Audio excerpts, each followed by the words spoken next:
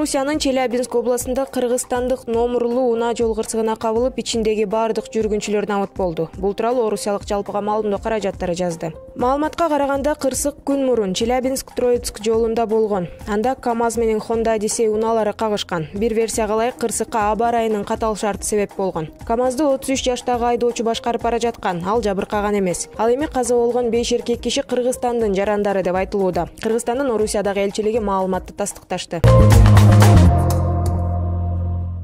Баткен облусуна караштуу Бужум айылында аскер кызматкери октон жарадар болду. Бул тууралуу 24 KG агенттиги жазды. Окуя мурунку түнү ок атышуу практикасын өтүп жатканда болгон. Эфрейтор оң билегин тешип өткөн октон жарадар болгон. Жабырлануучу ооруканага жаткырылды. Анын абалы канааттандырарлык деп билдиришти башкы штабтан.